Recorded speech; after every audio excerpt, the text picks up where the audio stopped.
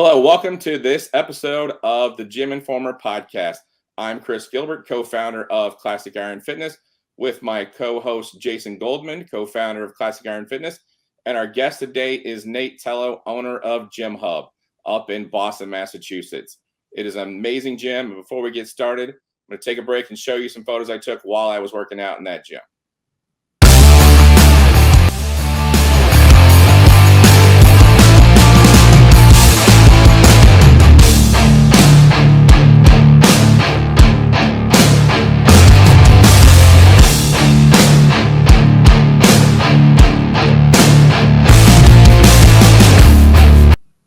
Nate, so to get started, could you first give us a little bit background of because Gym Hub's such a unique place and such a unique concept.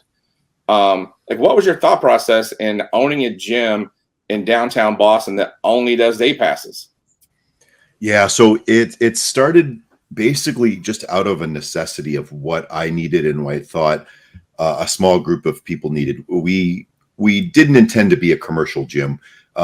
In downtown Boston, where we are major players. There's 4 Equinoxes within a mile, like literally an Equinox, 5-minute walk down one street, 5-minute walk down another street, 10-minute walk different direction.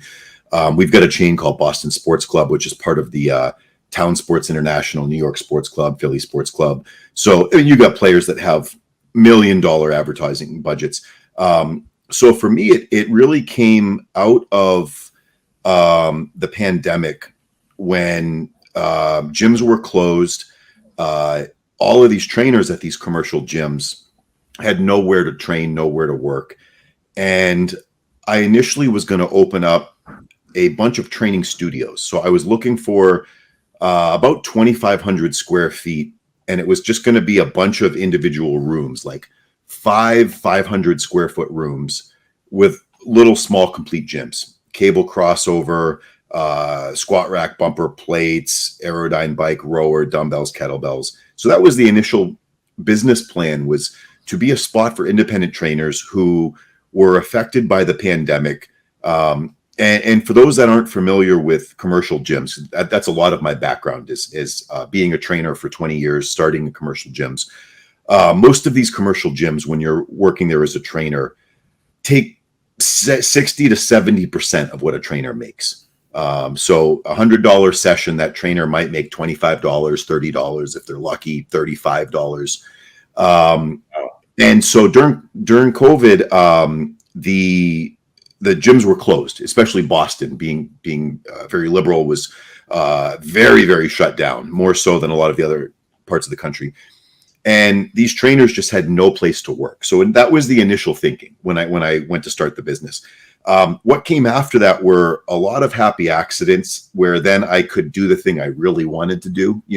I started to do this as a business opportunity, saying all of these trainers are currently displaced.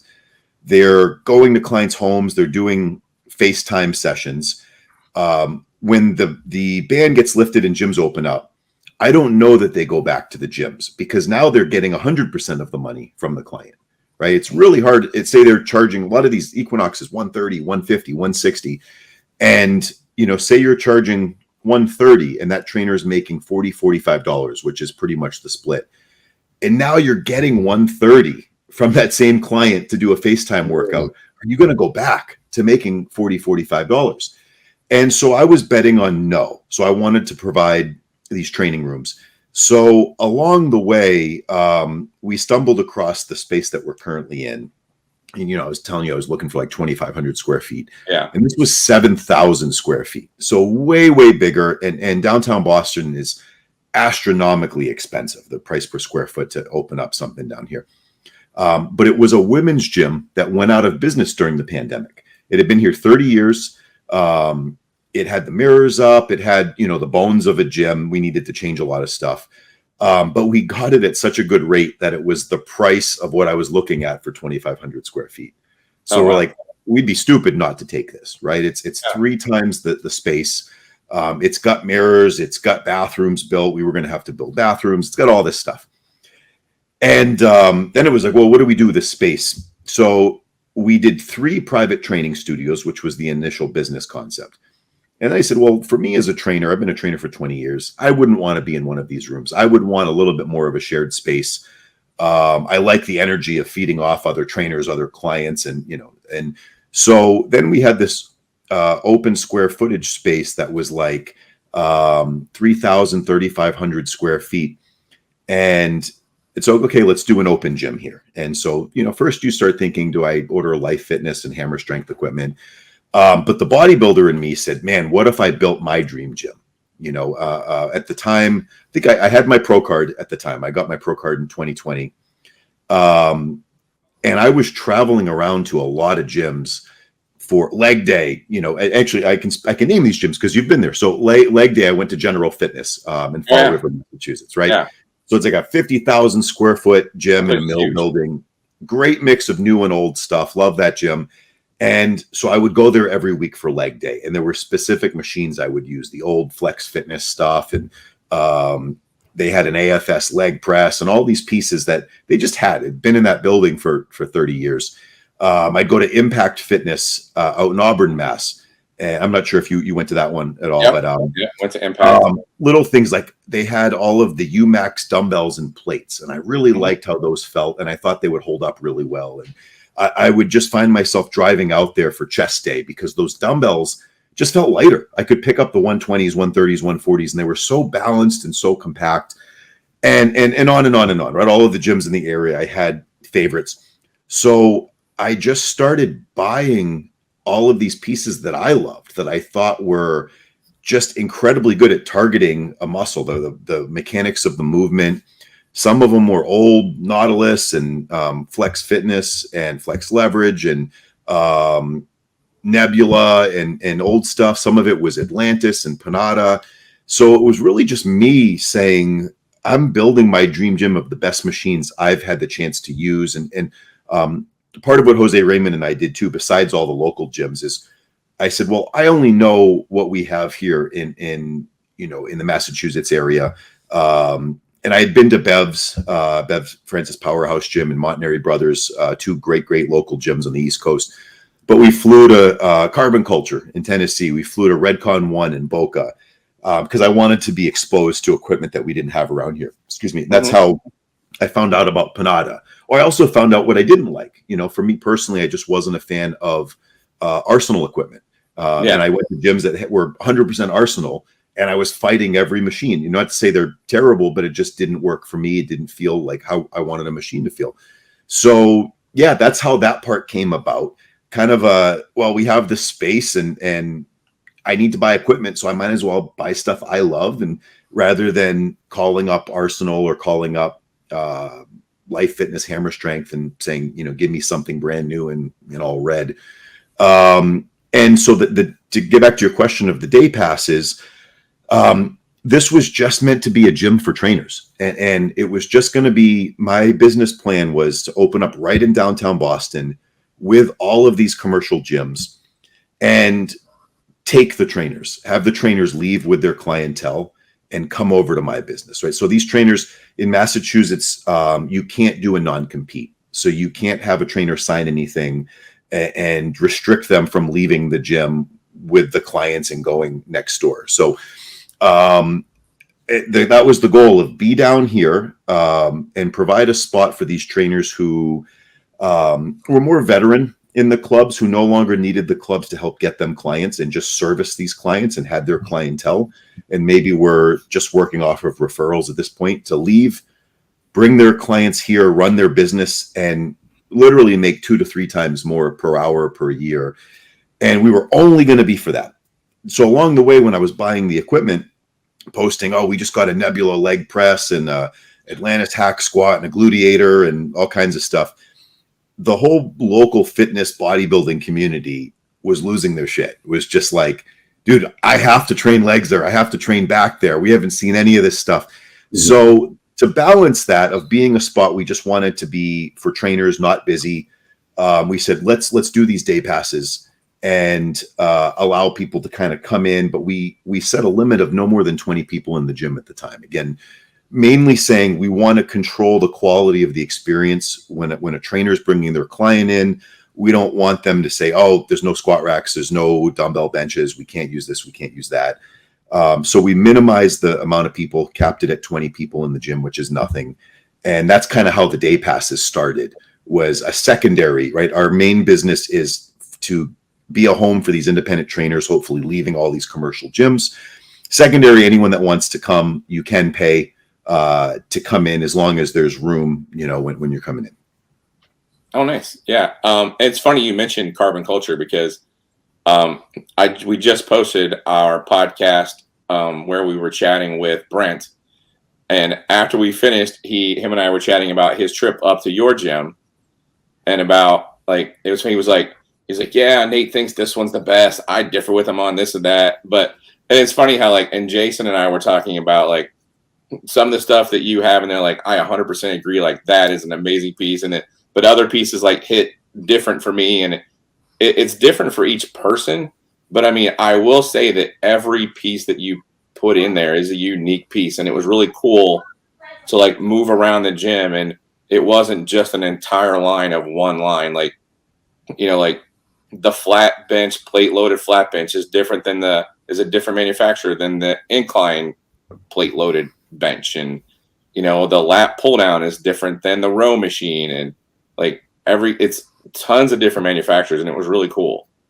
I think obviously the downside is, you can start to look a little bit like a warehouse, aesthetics wise, calling up an Arsenal and saying, give me everything in bright red or, looks a lot better. There's more of a wow factor when you walk in, no doubt. And I have a lot of previous gym experience. At one point for 5 years, I was the president of personal training of a big national gym chain. We had 70 gyms. I came in at 4 gyms and we grew to 70 when I was part of them. So it was a lot of, next month we're opening up 5 gyms in Illinois, in different cities, and 2 gyms in Arizona, and just rapid fire. And, in that approach, how we would buy equipment was we'd reach out to our vendors, which could be Matrix, Cybex when they were there, Life Fitness, whoever, and say, all right, we're opening up 12 gyms in the next 5 months.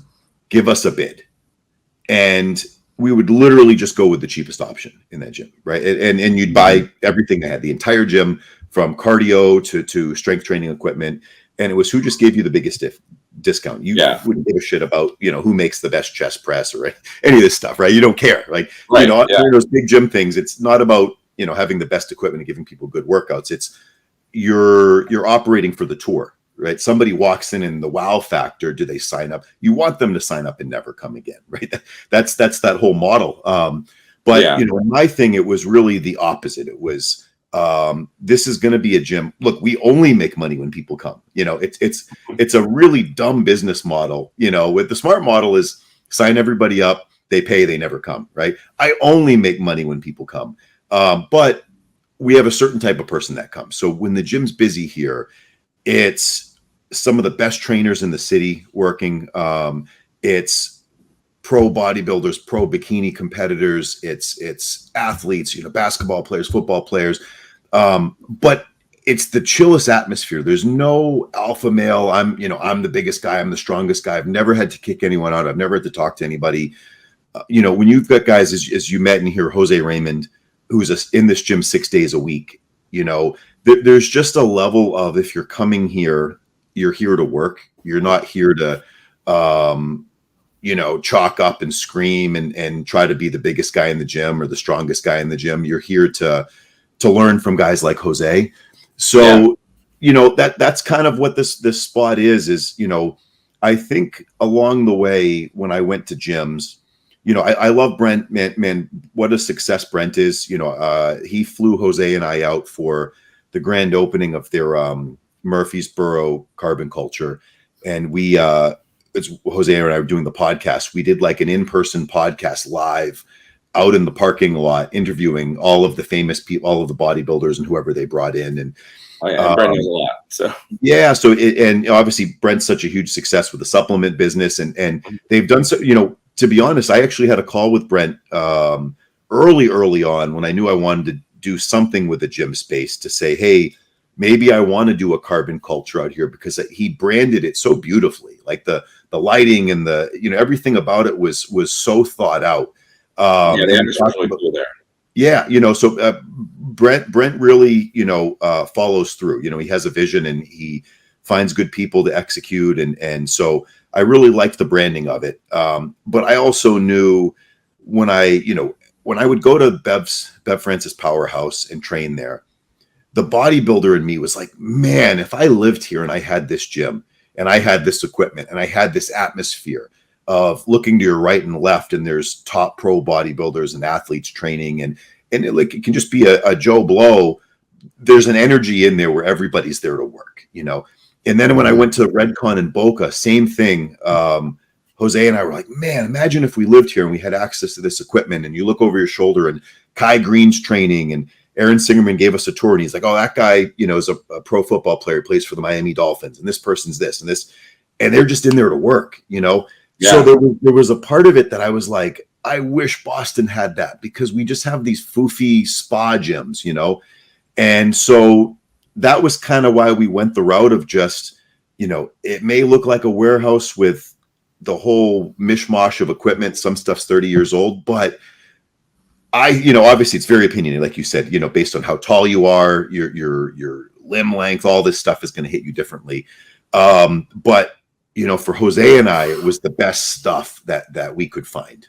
And it's always changing, right? Like I have my eye on a new type of swing squat right now that I'm waiting on to be released, and we're going to keep making things better. As we find better equipment, we're going to swap stuff out. Are you getting the pure iron one? Yeah. it. Yeah. Yeah. We just scheduled Leo to be on the podcast. Oh yeah. And that's another guy, right? Like I haven't been to Leo's gym, but I've spoken to Leo at length when it came to picking equipment, saying, hey, I'm considering, pit shark belt squat or this. And, he has the experience of having all this stuff. I think at one point his gym was all Arsenal, right? And he ditched it and sold it all. And now went to what he has now of Atlantis and Panada and old school stuff. And so Leo was a great reference for me when I was putting this gym together. Yeah, he's great. Like we just started chatting recently, and he's been blowing up my phone with like, you should like learn about this old school manufacturer guy and this old school equipment designer. And he's been awesome. But you mentioned, you were talking about how you were worried about it being kind of a warehouse vibe. I think that you did a really interesting thing with the atmosphere, or the way that you designed the gym, in that it's a very like downtown minimalistic, like the way that you put everything together from the walls and the floors, and it looks like a downtown gym. Like, does that make sense? And that like it's not overdone and it's very clean. So I think that kind of counterbalances the fact that you have 30 different pieces of equipment that all look differently, because everything else it's very clean and very minimalistic. And I think you did a great job with that too, to keep that like downtown Boston, like upscale, like feel, and not make it look like you're walking on a concrete floor in a giant warehouse. Yeah. A lot of that, was sort of what we were handling when we took this spot. It was a women's gym for 30 years, and it looked like a 30-year-old women's gym. It was like yellow and teal and so dated. You walk in, there was this giant front desk that looked like an old dentist's office desk, and there was a women's locker room that was all carpeted. And so we have this space, and I had a finite amount of money. I'm not wealthy. This is like a self-financed thing. So this wasn't I'm going to spend $1 million and build my dream gym. It was this is how much money we have in the bank account, like what's going to equipment, what's going to build out. And ideally, as a gym guy, most of it goes to equipment. So we had to be smart in how we did this. We had to put up some walls, build these private training rooms.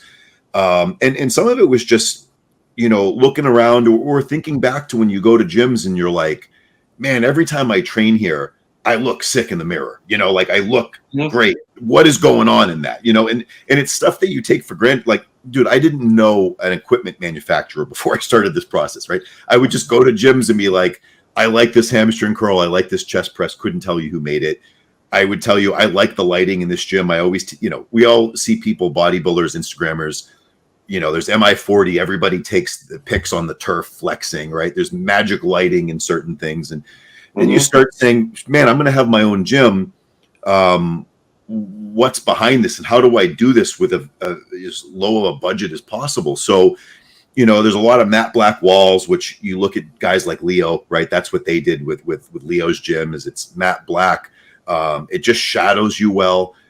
We spent some money hooking up the lighting to dimmers so that we can, control the lighting. If there's a videographer in, and which we have a lot of people who do content in here off hours, we can adjust the lighting to dim it just right. A lot of it is, you get things to shadow right. You look in the mirror and you say, shit, I look huge in here.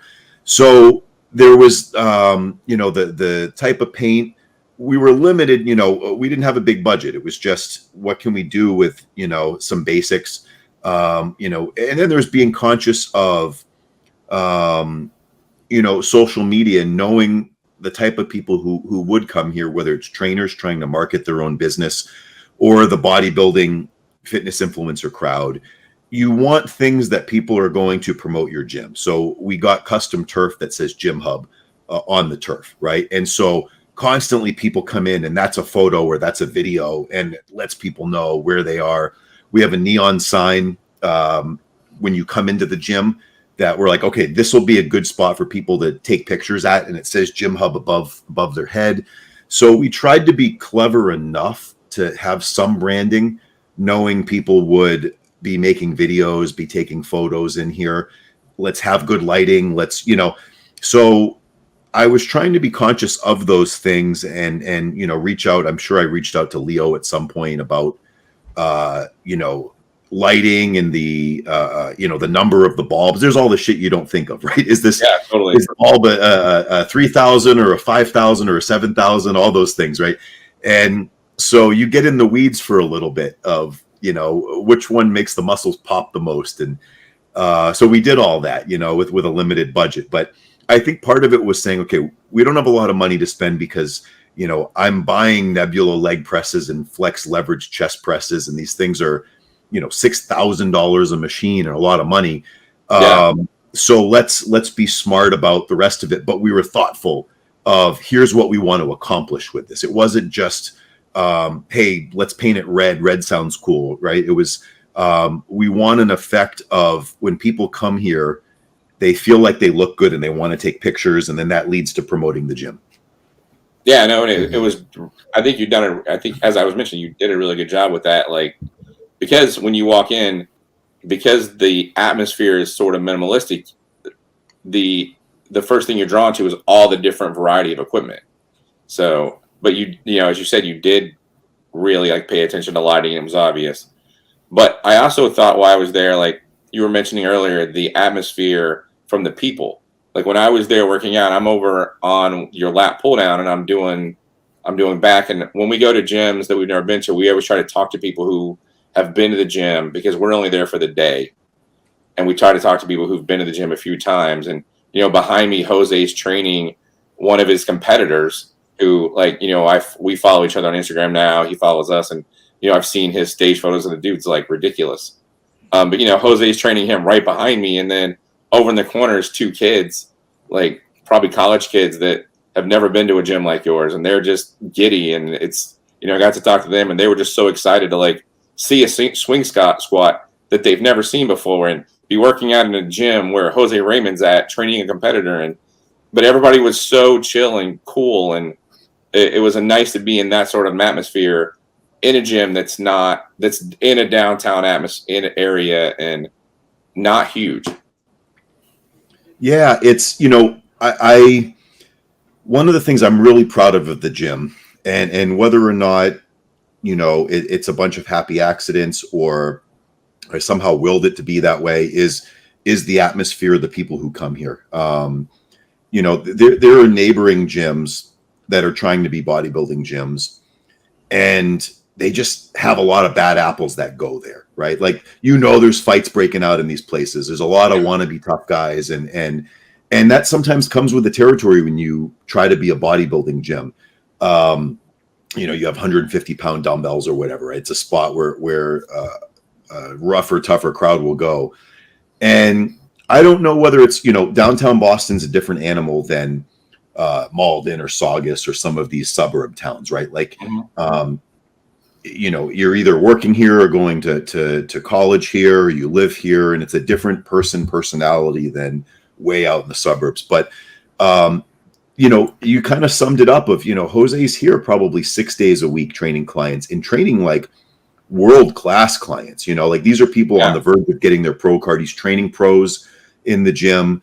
You have these college kids that, you know, have a free school gym, but are coming way out of their way. In some cases, you know, 30-minute train rides to come in to use the leg equipment. And, you know, it's stuff, maybe they follow Chris Bumstead or some of these influencers, and they see Chris Bumstead using a swing squat or using some of this type of equipment. And we're the only spot in the city that has this stuff.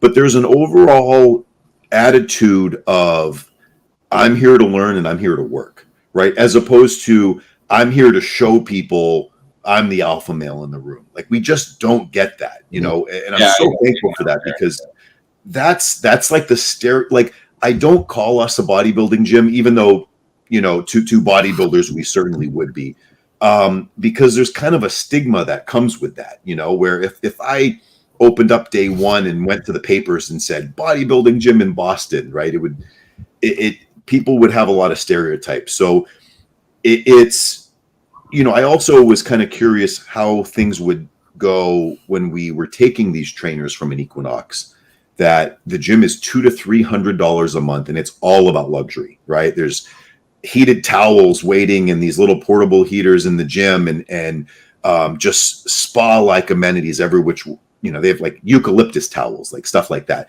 What does that client go through when the trainer brings them here, you know?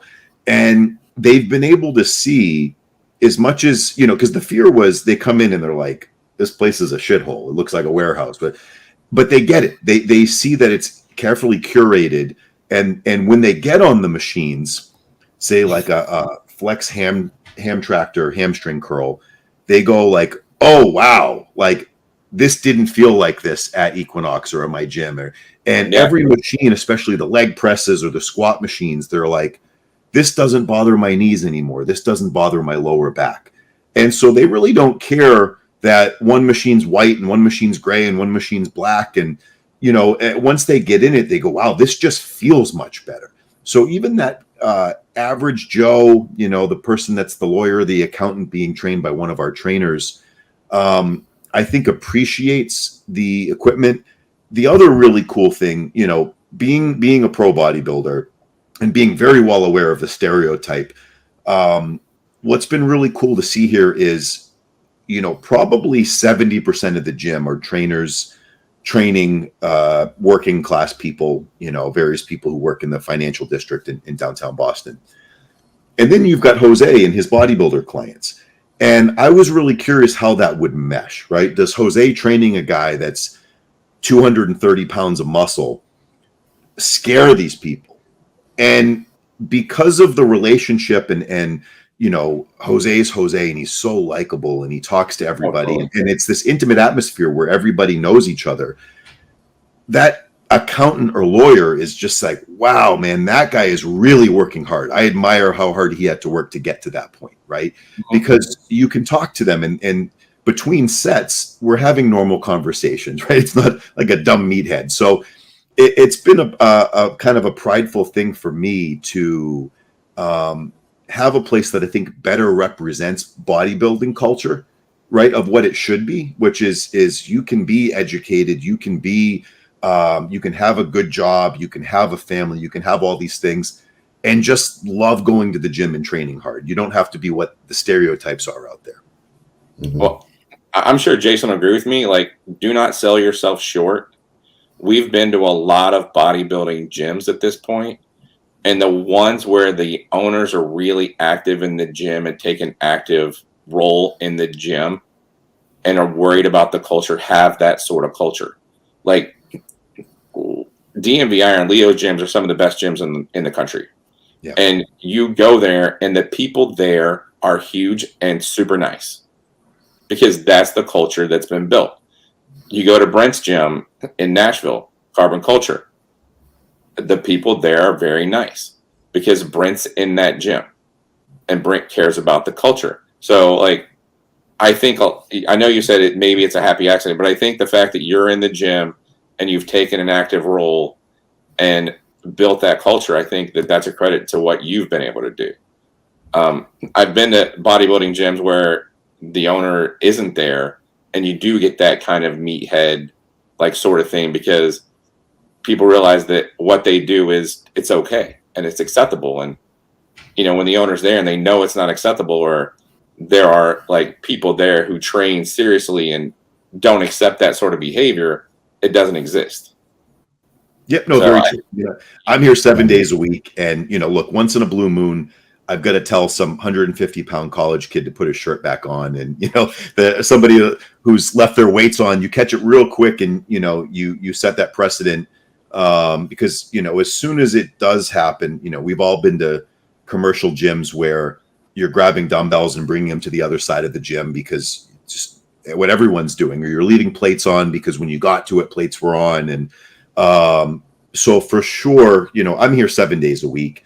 I know everybody on a first name basis. And, I'm sure I've had some effect, straightening out the people that might have started to sway things from just kind of a little bit more reckless behavior, or was what they were used to at their college gym or commercial gym. It's plus, I think, this is my home. And when you start to talk to people like they're a guest in your home and, do you need anything? Come and find me if you need something. People respect it a lot more, right? When you speak 100%. from coming from that place of, welcome, you're a guest in my home. What can I get you? They're going to treat the place a lot more respectful than, just a warehouse type of vibe, right? Where, and as long as you can catch, the people that might not be aware of proper gym etiquette early on, it never really is a problem. Yeah, it was really like that. It was great. So good credit to you. We've kept you for quite a while now. But one of the things we always like to ask the gym owners before we finish up is, you have such a unique concept, but is there any advice you would give to someone who's thinking of opening a gym? So I think nowadays you have to be somewhat unique. And that's why I'm able to do what I'm doing in downtown Boston, because there is nothing like it. There's nothing like it within 20-minute drive in any direction. And in mentioning like Leo, right, and things like that, Leo can do his thing and he executes it very well, but he can do that because there wasn't that, and there was a need for that.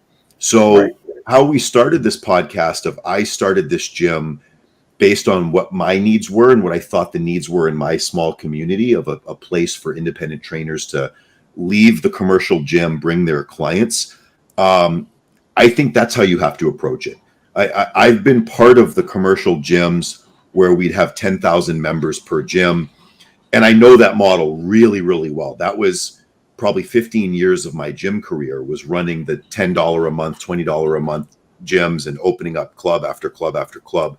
But that's been done and that's been played out. And unless you have millions of dollars to compete against those guys, you don't want to, play in those waters. So I think you can do something small if you find what the need is in your area, right? And obviously you have to be there. You have to, everything that we've talked about during this, that don't think you're going to open up a gym and it's just somehow going to be populated and work itself out while you have your day job and you're not there.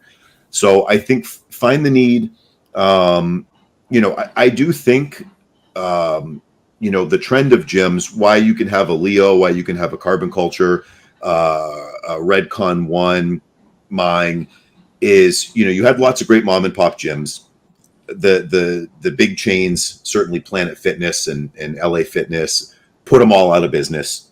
And then there weren't any kind of specialty things. You started having the studios, from a Soul Cycle to a Barry's Boot Camp to a a little bit more community based, where people would go and they'd know your name and you'd have a little bit more of a hands-on approach. And now you're seeing that with, we'll call them the bodybuilding gyms, right? For lack of a better term, where there's a community, there's something it specializes in, in our case, all of this equipment. So I think you can do that. I think we were very smart on picking a place with low overhead. I think that's the first thing is, you have to know your numbers and don't assume you're going to have, thousands of members and pay a rent that needs that. So we were able to get a spot with, thankfully low overhead. We have just one employee that works the weekends for me. I'm here the rest of the week. And so we keep our costs very, very low. And, we were able to do a lot through social media, not only our own, but having a gym that allows people to film and record and do their TikTok. I mean, we have people here with hundreds of thousands of TikTok followers and Instagram followers and all that. And every time they work out, they film it and put together a reel and post. And people now come in because of that, or we're very blessed to be good friends with Jay Cutler. So Jay comes here probably 4 times a year. He's filmed YouTube videos training here. And now we've got people coming in thanks to Jay. So I think, a combination of those things, keep your overhead low, find what the need is in your area that really hasn't been done well. And don't be so old school, like be very aware that social media is very important, because we have such a niche business here that the best people to bring us more customers are the customers that already enjoy this place, right? The college kid that's a Bumstead fan, or the competitor, so the more they post about it and their followers see it, that helps us out, and I don't have to spend $1 on that. So being aware of that as well, and I think, encouraging your people to make content, but clearly respectfully, right? We don't want 20 tripods throughout the gym, but finding a balance where that can happen, but, without disrupting people's workouts. Yeah, that's awesome. That was really good advice. Did you have anything else, Jason?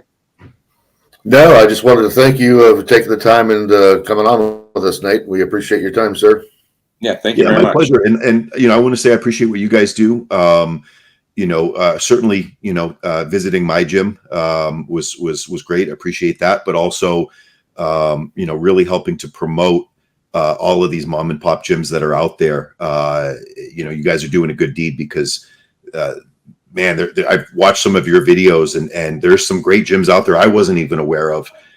So hopefully, breathe some life into these places where, there's a culture, there's an owner that cares. And we can keep these gyms going. So I appreciate what you guys do for that. That's our goal. So thank you. If you enjoyed this podcast, please hit the like button and subscribe to our channel for more great content.